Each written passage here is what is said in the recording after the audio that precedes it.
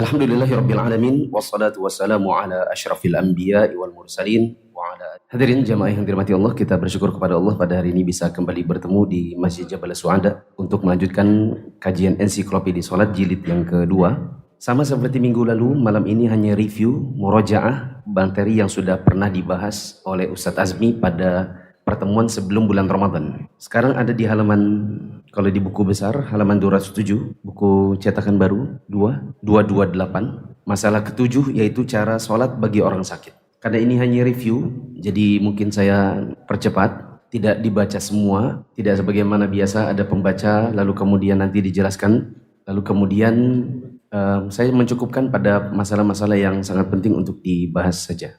Berapa? 223. Saya mulai. Cara sholat bagi orang sakit. Kata penulis di poin pertama, orang yang sakit tapi tidak khawatir sakitnya bertambah kalau dia sholatnya berdiri, maka dia harus sholat berdiri di dalam sholat fardu. Perhatikan teman-teman, di dalam sholat fardu. Karena kita sudah pernah belajar bahwa berdiri di dalam sholat sunnah hukumnya berdiri di dalam sholat sunnah. Adapun untuk sholat fardu berdiri itu adalah rukun. Maka di dalam sholat fardu meskipun sakit, kalau memang masih bisa berdiri dan berdiri itu tidak memperparah sakit, maka wajib berdiri. Coba contohkan apa saja sakit-sakit yang tidak ada masalah kalau dia berdiri. Sakit gigi, ya kan? Kau sakit gigi sholatnya tidur.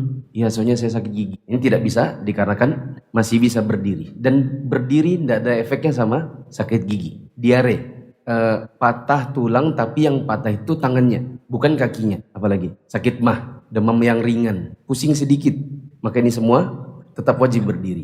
Adapun sakit yang kalau dia berdiri nanti bisa bertambah parah, maka dia tidak mengapa kalau dia tidak berdiri, nanti ada keringanannya. Contohnya apa? Orang patah tulang di bagian kaki, vertigo. Saya pernah dengar orang vertigo itu kalau sudah goyang dia berdiri bisa ambruk, maka tidak mengapa kalau dia tidak berdiri, nanti dia bisa ambil keringanan. Kenapa kita harus berdiri meskipun sakit? Selama sakit itu tidak mengapa kalau sholatnya berdiri, karena firman Allah wa qumu lillahi qanitin, ada di surat Al-Baqarah ayat 238. Di poin yang kedua, kata penulis, jika orang yang sakit masih mampu berdiri tapi tidak mampu berdiri tegak, hanya bisa bersandar pada tongkat, dinding atau bertopang pada orang di sebelahnya, maka dia harus berdiri meskipun demikian. Contoh orang ini kebetulan saya bawa boneka ya, ini saya bawa pasukan. Ya, sengaja memang buat bahan peraga.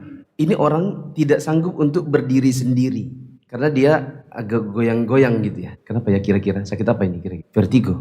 Oh, kalau vertigo ini udah melayang betulan ini. Bersandar pun tak bisa dia. Oke, cedera sedikit di kakinya. Nah, dia bisanya bersandar pada dinding atau bersandar pada temannya. Maka dia sholatnya meskipun bersandar. Tapi tidak boleh langsung duduk. Nah, saya kurang bisa memberikan contoh sakitnya sakit apa. Tapi contohnya, ada orang tua. Ya karena sudah tua kemudian ada uzur, kakinya mungkin kadang sakit, kadang sudah pengapuran, sudah osteoporosis. Jadi kadang-kadang dia kalau sholat berdiri tegak itu tidak bisa. Tapi di rumahnya dia punya sandaran, misalnya dinding. Maka dia sholat meskipun sandar pada dinding. Dia bisanya pakai tongkat, maka dia sholat pakai tongkat. Teman-teman tahu itu?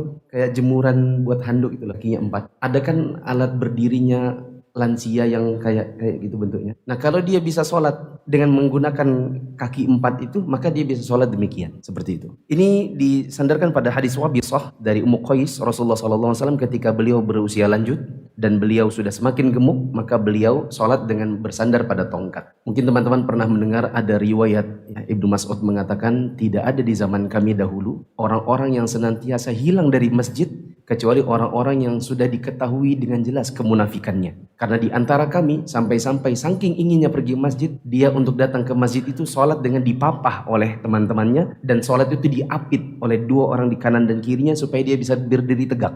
Pernah mendengar?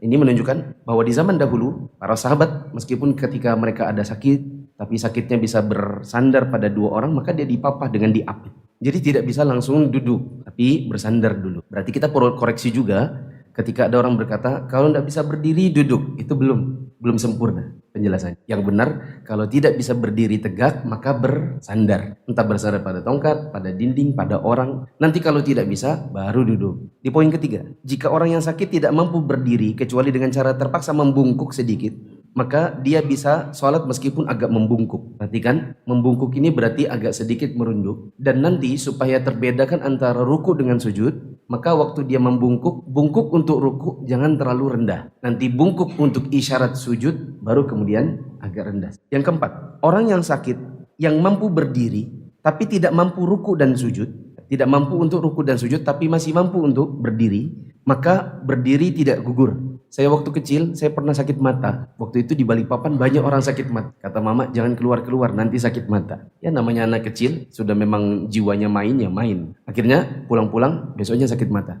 Saya rasakan kalau saya ruku itu mata kayak mau copot. Itu baru rukunya, belum sujudnya. Kalau sudah sujud itu matanya kayak mau keluar begitu, ya kan? Dan sakit rasanya. Nah, meskipun kita tidak mampu untuk ruku dan sujud karena merasa mata ini sakit dan mau copot, tapi karena kakinya mampu berdiri, maka tetap harus berdiri. Nanti perkara untuk nggak bisa ruku dan sujud karena faktor tadi, berarti bisa dapat keringanan, misalnya di belakang kita taruh kursi. Di belakang taruh kursi, kemudian berdiri. Waktu ruku agak merunduk sedikit. Waktu sujud kita duduk di kursi sambil merunduk. 2000 berapa ya? Saya lupa. 2015 apa 16. Saya masuk rumah sakit operasi usus buntu. 3 hari di rumah sakit, keluar dari rumah sakit langsung ngisi di Masjid Namirah. Tapi karena di perut ini baru ada belahannya, belum kering, juga tidak bisa kalau dibawa sujud, maka saya cari kursi. Karena saya masih mampu berdiri, maka saya posisi berdiri. Tapi begitu ruku tapi hanya tidak bisa sempurna, hanya sedikit merunduk. Waktu sujud, saya duduk di kursi. Jadi ini yang dimaksud di nomor 4. Bila pun sakit dan tidak bisa ruku dan sujud, tapi bisa berdiri, maka tetap harus berdiri. Untuk ruku dan sujud nanti bisa diganti dengan cara duduk misalnya duduk di kursi. Sampai sini dulu, kita ringkas. Kalau masih bisa berdiri, wajib berdiri. Kalau tidak bisa berdiri tegak, boleh bersandar. Kalau tidak bisa bersandar, bisa agak sedikit merunduk atau membungkuk. Dan sekalipun tidak bisa ruku dan sujud, kalau memang kakinya masih bisa berdiri, maka wajib berdiri. Di sini ada pertanyaan? Tidak ada.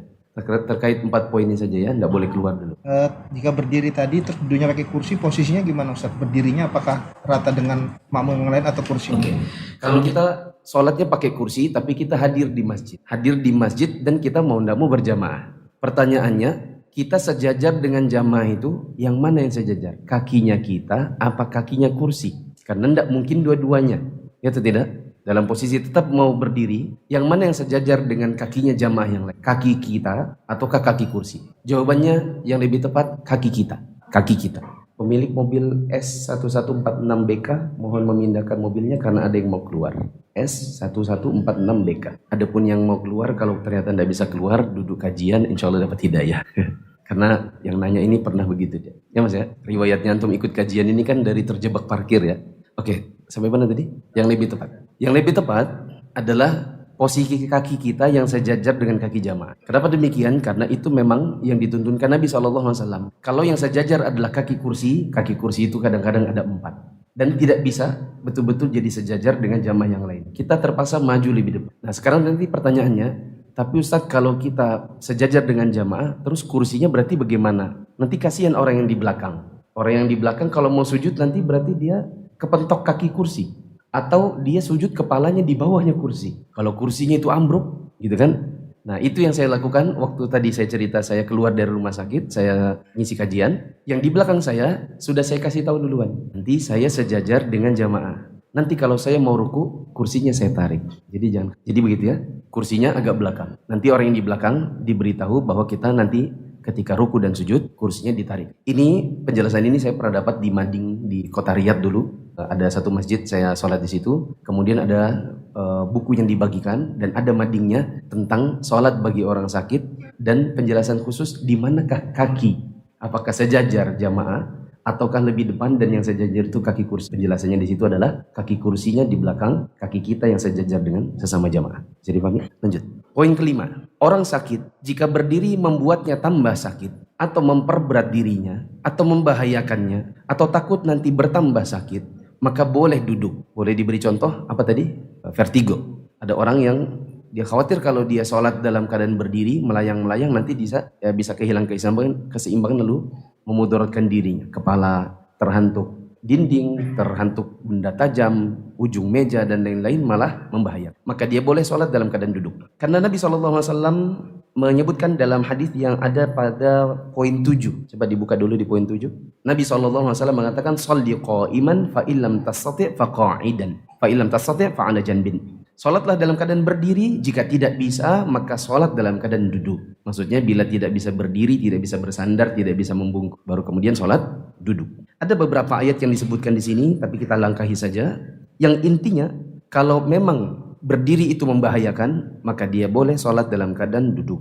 Ada riwayat dari Anas bin Malik, di bawahnya ayat-ayat, Nabi pernah terjatuh dari tempat tidur, sehingga lambung kanan beliau terluka. Kami pun masuk untuk menjenguk beliau waktu sholat tiba. Dan kami dapati beliau sholat bersama kami dalam keadaan duduk. Para ulama bersepakat bahwa orang yang tidak mampu berdiri, maka boleh dia untuk sholat sambil duduk. Maksudnya adalah bila tak mampu berdiri dan tidak mampu bersandar. Bagaimana cara duduknya? Ada di poin 6. Bagaimana cara duduknya? Ada di poin 6. Kata penulis, yang afdal, yang lebih utama, orang yang sholat kalau memang mau sholat sambil duduk, maka yang lebih utama duduk bersila. Seperti rata-rata teman-teman sekarang duduk dengan menyaling-nyilangkan kaki-kakinya. Kata penulis, yang afdol bagi orang yang sakit, yang sholatnya sambil duduk, maka dia bersila di tempat berdirinya. Jika dia ruku, maka hendaklah dia ruku dalam keadaan bersila, tetapi berbeda dengan orang yang sehat, ruku dalam keadaan berdiri. Gimana tuh? Coba perhatikan teman-teman. Tadi yang vertigo. Yang vertigo ini karena dia tidak bisa sholat berdiri, maka dia duduk bersila. Untuk ruku, caranya pegang lutut. Coba teman-teman pegang lutut. Lalu kemudian kepalanya ditundukkan sedikit, tapi tidak usah terlalu nunduk. Itu isyarat buat ruku. Sekarang bagaimana sujud? Kita baca. Disunahkan baginya untuk meletakkan kedua tangannya di atas lututnya waktu ruku. Adapun untuk sujud, maka wajib sujud di lantai bila memang masih bisa. Tapi jika tidak bisa, maka tangannya di lantai, kepalanya isyarat sujud.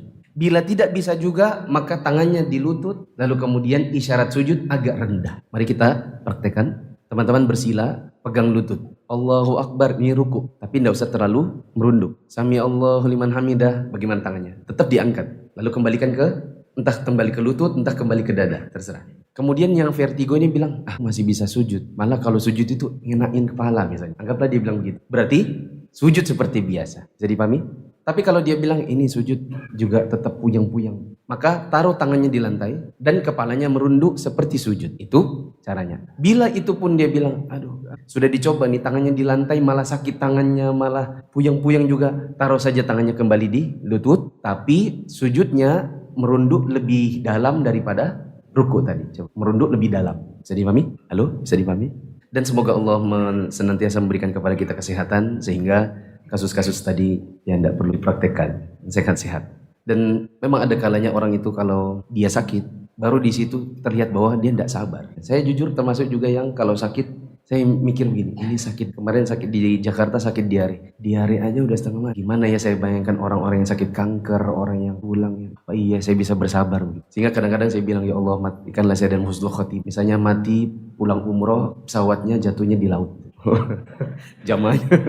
Tapi setidaknya nyemplung, saya tidak bisa berenang gitu kan. Kalaupun tidak bisa berenang, nyemplung terus gitu kan, mati sekejap gitu, seketika. Daripada akhirnya kemudian di rumah sakit yang aduh dan akhirnya disuruh sholat tidak mau sholat, disuruh sholat risih karena merasa ini banyak najis, pakai kateter, pakai pampers orang dewasa, yang kadang-kadang dibayangkan apa iya saya ini bisa sabar menghadapi sakit. Atau pas lagi ngisi tiba-tiba meninggal gitu di atas kursi sedang ngisi kajian, tiba-tiba meninggal. Kan banyak masyayikh seperti itu. Lebih lebih saya cita-citakan. Lanjut di poin berikutnya ke-7, karena di poin 6 ini panjang tapi sudah saya ringkas tadi. Intinya ruku tangannya di lutut, adapun sujud maka ada 3 model. Bagaimana tadi? Sujud seperti biasa, bila tidak bisa tangannya yang di lantai, kepalanya merunduk seperti itu. Kalau tidak bisa tangannya di lutut, kepalanya runduk lebih rendah daripada. Sampai sini ada pertanyaan? Takmir mungkin bisa minta tolong, siapa tahu ada mic buat ibu-ibu. Siapa tahu ada ibu-ibu mau bertanya. Bertanya? Sila ini yang jajar kantor apa kaki? Kalau tadi kan duduknya di kursi. Nah ini kalau duduknya bersila dan duduknya di samping jamaah yang saya jajar dengan kakinya jamaah yang mana? Kakinya apa bokongnya? Jawabannya bokong. Baik, saya tambahkan. Untuk duduk sebenarnya bisa dengan beberapa model. Ada duduk di lantai, ada duduk di kursi. Ada duduk di lantai, ada duduk di kursi. Mungkin bagi sebagian orang lebih mudah duduk di kursi. Bagi sebagian orang lebih mudah duduk di lantai. Untuk duduk di lantai, boleh bersila, boleh tawarruk. Tawarruk itu bagaimana? Seperti tahiyat akhir sholat maghrib. Boleh juga iftirash. Iftirash itu seperti rakaat duanya salat maghrib. Ada sebagian orang yang dia tidak bisa tidak bisa bersila, tidak bisa tawarruk, tidak bisa iftirash karena kakinya tidak bisa ditekuk. Berarti kakinya nyelonjor ke depan. Bisa dipahami? Ada orang, saya tidak bisa Ustaz, saya cuma bisa kaki ditekuk satunya nyelonjor. Ya, lakukanlah begitu. Yang penting tetap sholat. Nah, di poin 7, jika orang sakit tidak mampu sholat dalam keadaan duduk, maka dia boleh bertumpu dengan lambungnya dengan menghadapkan wajahnya ke kiblat. Yang afdol, lambung kanan. Ini berdasarkan hadis Nabi SAW, "Sholli qa'iman fa illam tastati' fa qa'idan fa illam tastati' fa 'ala janbin." Salatlah berdiri, jika tidak bisa maka duduk, jika tidak bisa maka berbaring di lambung. Ya, ini qadarullah, mungkin ibu-ibu tidak bisa melihat saya, kalau bapak-bapak bisa lihat saya. Perhatikan, ini orang sakit, kiblat di belakang saya. Nah, dia ini tidak bisa berdiri, tidak bisa juga duduk, mau duduk di lantai, mau duduk di kursi, semuanya tidak bisa. Misalnya apa? Stroke, ya kan? Mana badan bagian kanan? Sini ya, ini kanan. Ini badan bagian kiri. Maka lambung kanannya dia di sebelah sini. Maka caranya begini, ini bantal, tidur, nah seperti ini. Bisa dipahami? Badannya hadap kiblat. Ini badannya hadap mana? Hadap kiblat. Nanti tangannya bersedekap. Ini kan kepalanya tidak bisa nih kalau nggak dikasih bantal. Karena kalau nggak dikasih bantal, kepalanya nekuk gini tuh. Maka dikasih bantal biar enak. Gini caranya. Nanti waktu ruku, kepalanya agak, tangannya gini. Allahu Akbar. Allahu Akbar, kemudian kepalanya agak nunduk. Sami Allah liman hamidah, tangannya ngangkat. Allahu Akbar. Nah, ini kepalanya lebih nunduk lagi daripada, bisa dipahami? Untuk salam semampunya. Assalamualaikum warahmatullahi sedikit. Assalamualaikum warahmatullahi. Tadi dikatakan yang lebih afdol adalah lambung kanan. Tapi kalau dia tidak bisa lambung kanan, itu namanya usus buntu itu lambung apa ya? Ya kanan. Saya cari dulu mana. Ya kanan ya. Karena dia tidak bisa lambung kanan, berarti dia lambung kiri. Berarti begini. Kiblat di belakang saya. Seluruh badannya hadap ke kiblat, kepalanya boleh dikasih bantal, dan dia berbaring di lambung bagian kiri. Nanti sama bersedekah. Baca Alhamdulillahirrahmanirrahim. Rahmanirrahim. Inna a'tainakal kautsar fasalli li syani'ika wa qawla batar. Allahu Akbar, kepalanya agak runduk dikit. Buat isyarat Sami Allah liman hamidah.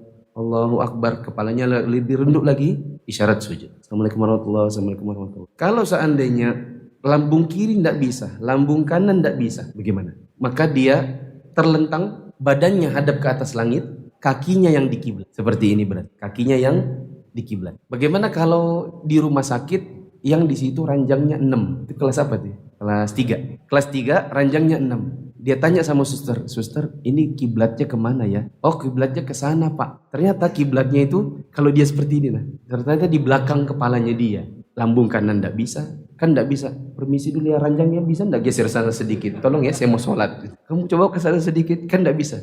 Karena orang semuanya sakit. Karena semuanya sakit, akhirnya orang sholat dengan kemampuan masing-masing. Lambung kanan tidak bisa, karena memang posisi ranjang tidak begitu. Lambung kiri juga tidak bisa. Kiblat di belakang kepalanya. Maka dia boleh duduk dulu sebentar, putar badannya, baru berbaring lagi supaya kakinya di kiblat. Tapi kalau ini tidak bisa berbalik, ya sudah, sholatlah begitu. Daripada tidak sholat. Jadi tidak ada nanti orang beralasan, aku tidak bisa sholat. Kenapa Pak? Bapak aku tidak sholat ini. Soalnya ini tidak hadap kiblat. Ini orang-orang tidak ada yang mau dipindah semua ranjangnya. Ya tidak bisa Pak, kita ini harus toleransi, kita semuanya sakit. Jadi bagaimana? Sholatlah begini.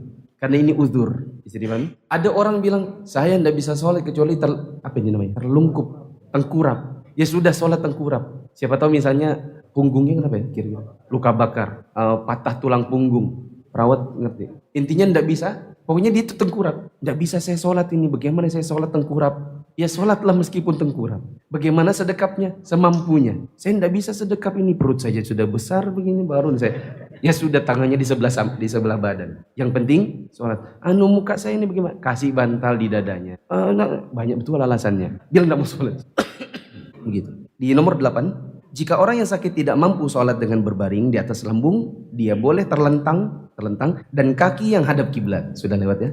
Nomor 9. Jika orang yang sakit tidak mampu hadap kiblat dan tidak ada orang yang membantu menghadapkannya dirinya ke kiblat, maka silakan sholat dengan kondisi yang dia mampu. Contohnya tadi, kiblat itu ternyata di belakang kepalanya. Kalau dia mau disuruh duduk dulu baru diputar lagi, ini belum yang diputar infusnya lagi. Bagaimana diputar infus? Infus sudah di sini. Nanti suruh berdiri lagi, berputar, setengah mati dia. Belum lagi tidak ada yang jaga. Semua suster sibuk. Masing-masing orang itu dibantu keluarganya. Akhirnya ya sudah, terpaksa karena tidak ada yang membantu dia sholat begitu. Dia sholat dalam keadaan meskipun yang di kiblat itu kepalanya dan kakinya yang di sananya kiblat. Nomor 10. Orang yang sakit, yang tidak mampu sholat sambil terlentang, silakan sholat dengan apa yang dia bisa. Mau tengkurap kah? Ada kan orang itu patah kaki lalu kakinya diangkat satu, dinaikkan begitu. Nah, sholat dah begini. Ada yang kakinya dua-duanya diangkat, ya sudah sholatnya begini. Ada yang misalnya saya tidak bisa, saya sholatnya nungging lah, meskipun nungging yang penting ini celana jangan sampai ini jangan sampai nungging celananya kelihatan itu celengan. Karena kalau kelihatan celengan di belakang, kelihatan aurat, sholat kelihatan aurat. Kalau secara sengaja tidak diperhatikan, bisa kelihatan secara sengaja bisa, sholatlah nungging. Bagaimana caranya? Yang penting sholat. 11. Jika orang yang sakit tidak mampu mengerjakan semua itu, jadi ini misalnya lumpuh total, yang bisa gerak itu hanya matanya, maka dia sholat dengan hati. Adapun gerakan pakai isyarat mata. Coba dibaca.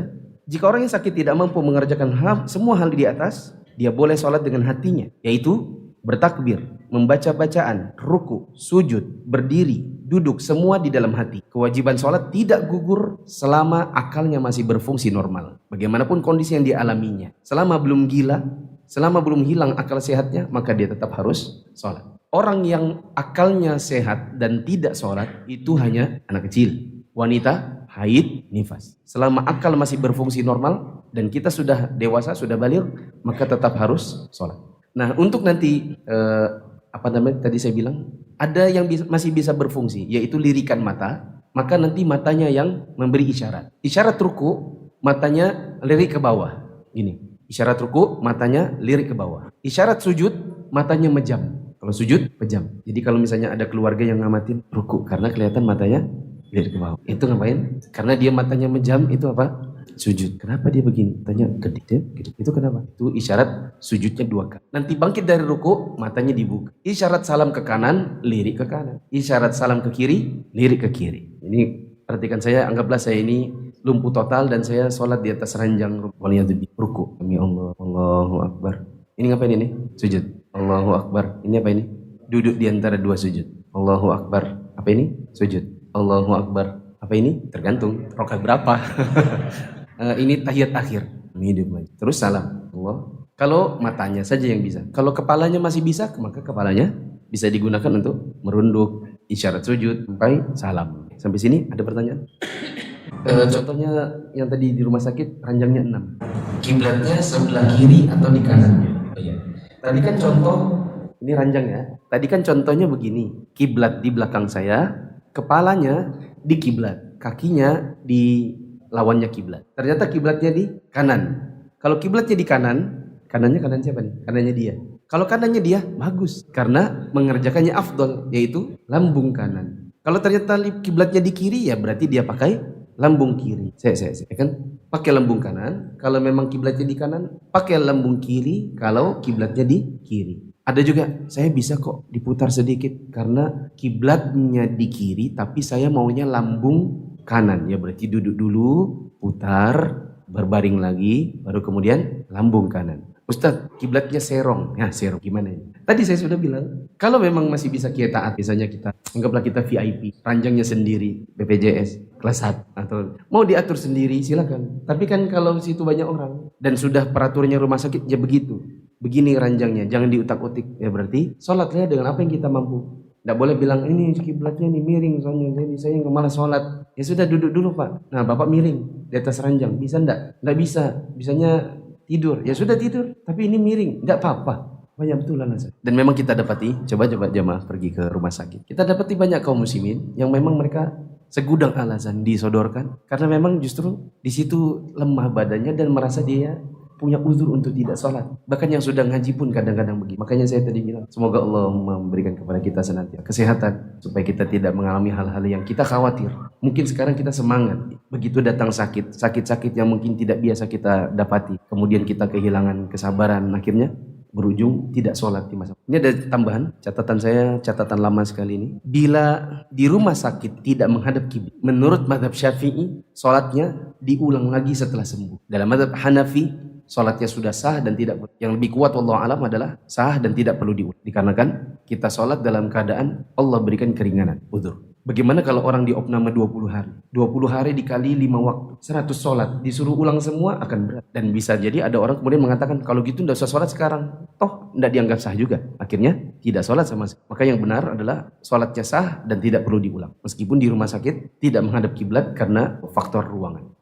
Sampai sini ada pertanyaan? Saya lanjut. Nomor 12. Jika ketika sedang sholat, orang yang sakit itu mampu melakukan apa yang sebelumnya dia tidak mampu lakukan, atau sebaliknya, maka dia beralih dengan tetap berdasarkan sholat yang telah dia kerjakan sebelumnya. Coba kita baca. Jika ketika sedang sholat, orang yang sakit itu mampu melakukan apa yang sebelumnya tidak mampu dia lakukan. Misalnya tadinya tidak mampu berdiri, tidak mampu duduk, tidak mampu ruku, tidak mampu sujud, bahkan tidak mampu memberikan isyarat. Maka hendaklah dia beralih dengan tetap berdasarkan sholat yang telah dia kerjakan sebelumnya. Demikian pula sebaliknya. Jika di tengah-tengah sholat, dia masih mampu berdiri, kemudian tak berdaya, maka dia bisa beralih untuk menyempurnakan sholatnya sesuai dengan keadaan yang dijalaninya. Sholat orang yang mengalami hal tersebut tetap sah karena keadaannya ketika itu dijadikan pijakan sebagaimana jika keadaannya tidak mengalami perubahan. Begini jemaah, bisa diperhatikan. Ada orang, misalnya dia tadinya sholat berdiri, karena dia merasa mampu sholat berdiri. Tiba-tiba ada kondisi di mana misalnya kakinya betul tertembak katanya. Ini kejadian di mana tuh? Yang wajar-wajar aja nah. Misalnya tiba-tiba kakinya itu kambuh gitu, kram ke apa, sakit. Tadinya berdiri, terus sekarang tidak mampu berdiri, maka dia bisa duduk lalu kemudian lanjutkan sholatnya. Jangan dibatalkan. Begitu juga sebaliknya, tadinya kram sehingga dia terpaksa sholatnya duduk. Kemudian setelah sekian menit, rakaat 2, masuk rakaat 3, dia rasa kramnya sudah hilang. Maka dia sudah harus kembali dan lanjutkan saja sholatnya dan tidak perlu diulang. Jadi pahami? Tadinya bapak ini sholat di atas ranjang rumah sakit. Ini ranjangnya dia sholatnya duduk. Karena dia merasa tadi habis minum obat, jadi pusingnya mulai hilang. Dia sholat duduk di atas ranjang. Rakaat 3, mulai kelayangan. Pokoknya kepalanya sudah mulai putar-putar lagi. Ternyata obat ini kurang manjur misalnya. Akhirnya dia merasa harus tidur ini. Maka dia segera beralih ke posisi tidur. Dan tidak usah dibatalkan. Tadi rakaat berapa? Rakaat 3. Lanjut saja rakaat. Begitu juga dia tadinya merasa pusing, maka dia sholat tidur. Tapi sebelum sholat dia minum obat. Lalu dia rasa pusingnya hilang, maka dia bisa bangkit untuk melanjutkan sholat dalam keadaan lanjut. 13. Jika orang yang sakit itu tidak mampu sujud di atas lantai, maka dia boleh memberi isyarat sujud di udara dan tidak meletakkan sesuatu sebagai alasnya. Diriwayatkan dari Jabir bin Abdullah yang dimarfukannya, Rasulullah SAW pernah menjenguk orang sakit, lalu beliau melihat orang tersebut sholat di atas bantal. Maksudnya dia sujud, dia pakai bantal. Maka beliau mengambil bantal tersebut lalu membuangnya. Maka orang ini mengira yang tidak boleh itu pakai bantal, maka dia ambil tongkat untuk digantikan bantal dengan tongkat. Maka Nabi kembali ambil tongkatnya lalu dilemparkan. Lalu Nabi bersabda kepadanya, "Shalli 'alal ardi in istata'ta, wa illa fa'aumi ima'an waja'an sujudaka akhfadu min ruku'ik." Nabi SAW mengatakan, sholatlah di atas tanah jika kamu mampu. Jika tidak mampu, maka berikan saja isyarat dan jadikan sujudmu lebih rendah daripada ruku. Ini misalnya teman, ini jangan yang biru terus ya, gantian lagi. Sholat di atas ranjang sambil duduk. Ini di rumah sakit, oke? Kan ranjang itu biasanya ada bantalnya kan? Waktu sujud tidak perlu meletakkan bantal. Misalnya nih, sujud di bantal gitu tidak perlu. Balas sama Nabi, pernah Nabi lihat seperti itu, ditarik oleh Nabi bantalnya, ya. Sehingga dia mengira, oh yang tidak boleh bantal. Dia ambil tongkat, dia pakai tongkat. Dia sujud, dahinya ditaruh di tongkat. Maka Nabi ambil kembali tongkat. Nabi bilang, berikan isyarat dan jadikan isyarat sujudmu lebih rendah daripada ruh. Jadi maksudnya Nabi itu sujudnya di udara dan tidak pakai alas. Apapun alas. Mungkin di ranjang rumah sakit itu ada meja yang buat tempat makan, yang bisa dipakai roda itu kan. Siapa tahu dia bilang, coba tarikan sini mejanya. Terus dia sujudnya di meja. Maka ini jangan. Begitu juga sujud di bantal atau sujudnya di sakit yang tidak bertambah parah. Bila tetap berdiri maka wajib berdiri. Bila tidak bisa berdiri tegak maka bertopang pada dinding atau tongkat atau orang. Jika tidak bisa bersandar tapi bisanya merunduk sedikit atau membungkuk maka membungkuk. Meskipun tidak bisa ruku dan tidak bisa sujud tapi masih bisa berdiri maka wajib tetap berdiri. Adapun ruku dan sujud nanti bisa diganti dengan duduk, misalnya duduk di atas kursi. Kalau berdiri bisa memperparah sakit, maka dia boleh sholat sambil duduk. Untuk sholat sambil duduk bisa dengan beberapa alternatif, bisa sholat di atas kursi, bisa sholat di atas lantai. Untuk sholat di atas lantai, duduknya bisa bersila, itu lebih afdol. Bisa tawarruk, bisa iftirosh, bisa selonjor, atau dengan duduk apapun yang dia mampu. Untuk orang yang duduknya di lantai, maka saat ruku dia pegang lututnya lalu merunduk. Untuk sujud ada 3 model. Bila masih bisa maka sujud seperti biasa. Bila tidak bisa maka tangannya di lantai dan merunduk seperti sujud. Bila tidak bisa juga maka tangannya di lutut dan merunduk lebih rendah daripada untuk ruku. Jika tidak bisa duduk, kalau dia memang menggunakan alat bantu seperti kursi, maka kalau dia hadir di masjid, kakinya yang sejajar dengan jamaah yang lain, tapi dia beritahukan kepada orang di belakangnya bahwa jangan khawatir, nanti waktu ruku dan sujud kursinya saya, supaya tidak membingungkan orang di belakang. Bila tidak bisa dalam keadaan duduk, maka dia bisa berbaring. Yang lebih afdol berbaring dengan lambung kanan. Bila tidak bisa, maka dengan lambung kiri. Bila tidak bisa, maka terlentang di mana kaki yang di kiblat. Bila tidak bisa, berarti terlentang entah kepalanya yang di kiblat. Bila tidak bisa juga, maka terserah. Tidur yang seperti apa, yang penting tetap sholat. Kemudian bila semua itu tidak bisa dikerjakan, maka bisa dengan isyarat. Misalnya untuk orang yang lumpuh total, maka dengan isyarat. Isyarat ini bisa dengan isyarat kepala, atau kalau dia memang tidak bisa gerakan kepala, dia bisa isyarat dengan mata. Adapun gerakan-gerakan yang lain, semua diniatkan di dalam. Tidak boleh berdalih dengan sakit, bila memang akal masih berfungsi. Yang bisa tidak sholat karena suatu uzur, untuk orang yang memang masih bisa, untuk orang yang masih memiliki akal sehat, ya, maka yang tidak ada kewajiban sholat itu adalah orang haid, nifas, dan anak kecil. Adapun kita orang dewasa, selama masih ada akal sehat, maka tetap harus sholat. Bila sujud di udara, maka cukup di udara, tidak perlu pakai ras. Ada pertanyaan?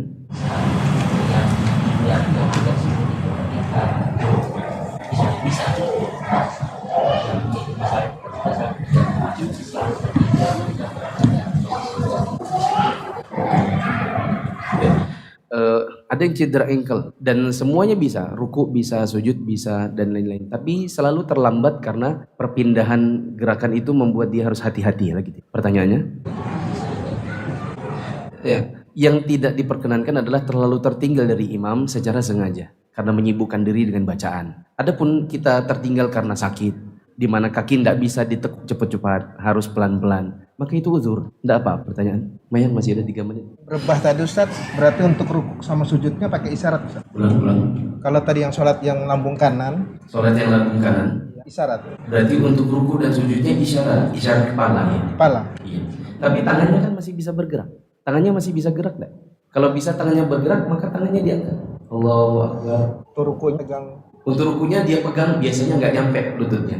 Yang dia pegang biasanya paha saja. Ini pertanyaan bagus. Kalau dia sholatnya berbaring, nanti untuk ruku tangannya di mana? Nah, kalau dia mau coba pegang lutut, biasanya nggak nyampe. Paling banter dia itu hanya pegang sampai paha. Dan itu uzur, nggak apa-apa.